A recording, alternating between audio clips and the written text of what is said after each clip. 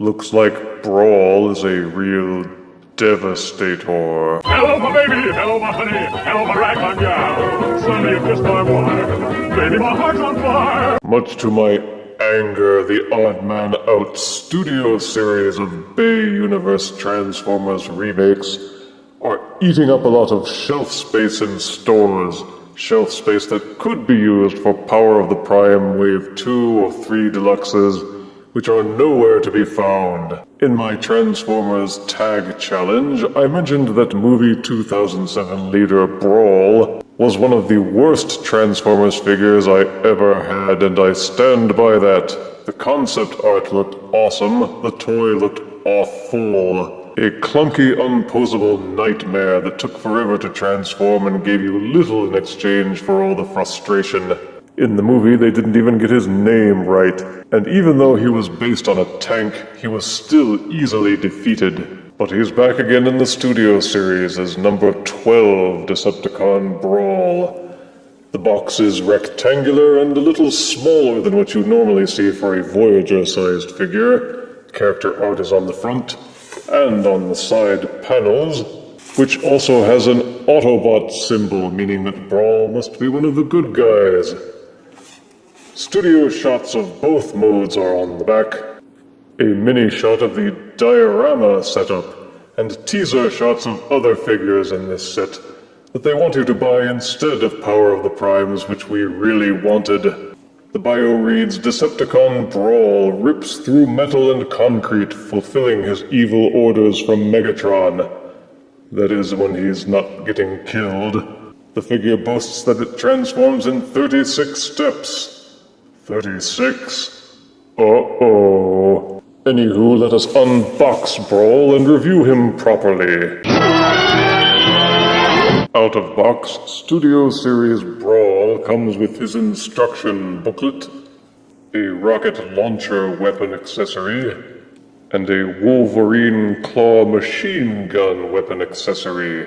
The box also contains a diorama setup, which unfolds as a backdrop on which you can plunk the figure for display. The tank barely fits on, but in robot mode it displays very well. Just make sure to give yourself plenty of shelf space. It's wide.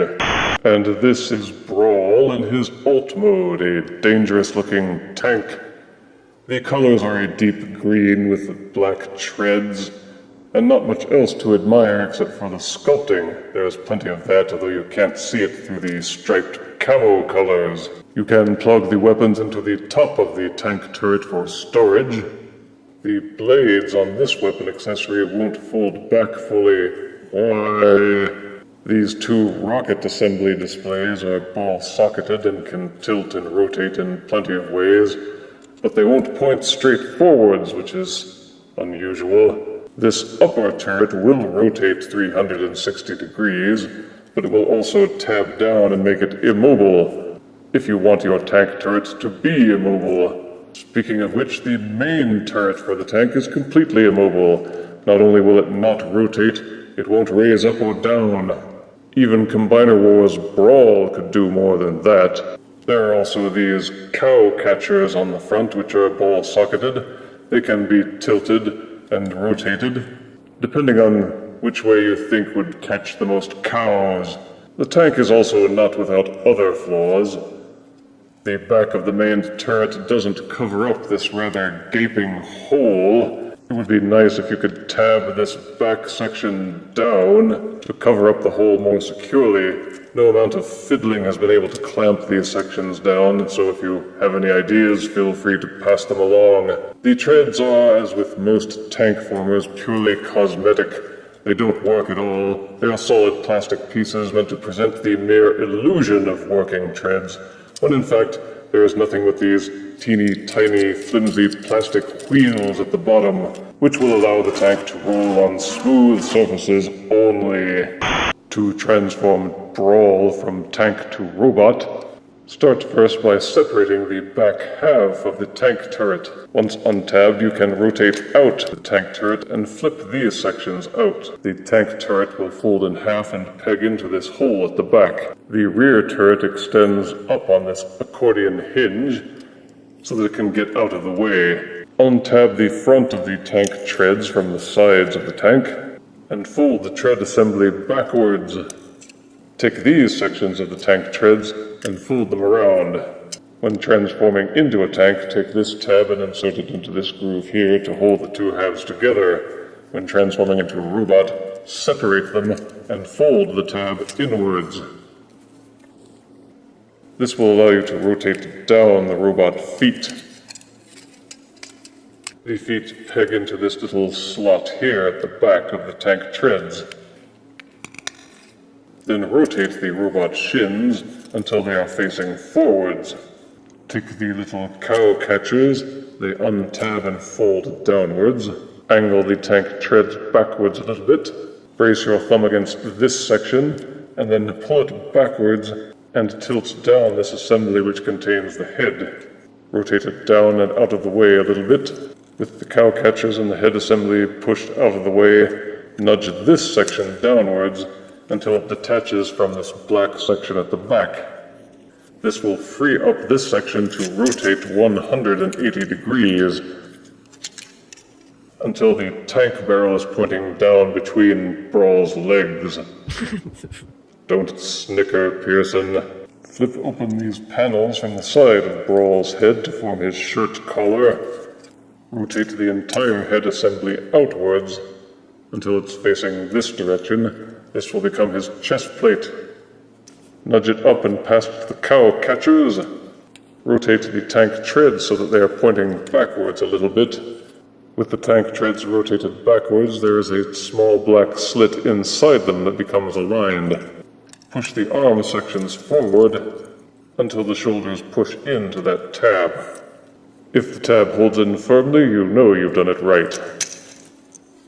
You will see this tab at the back of Brawl's head/neck, which goes into this groove here. Push those together until they tab in securely. Rotate the rear tank barrels so that they are pointing upwards. Then untab the rocket assembly sections from the sides of the tank turret. Take this tab at the back of the main tank barrel and plug it into this groove here by pushing the accordion hinge downwards and locking them into place. Rotate these flaps upwards to form his shoulder rocket launchers. One positive thing that can be said for these Studio Series figures is that even though they are based on the horrible Bayverse movies, they thankfully seem to have ditched the useless gimmicks that each movie used for their toys back in the day. With the Studio Series, there is no Automorph, no Mech Alive, and no Mech Tech nonsense to get in the way. Hasbro may have thought that such gimmickry was forward-thinking and progressive, but the end result was that it took engineering away from what might otherwise have been robust quality Transformers. They spent so much time and plastic on the gimmicks that the figures themselves suffered as a result. But that is a mistake the Studio Series seems to be working to correct. Without any pointless fluff, they were free to pack engineering and quality into the actual figures. Brawl is one good example. The Automorph 2007 Deluxe wound up jamming more often than not, while the leader figure sacrificed a good transformation for electronic lights and sounds.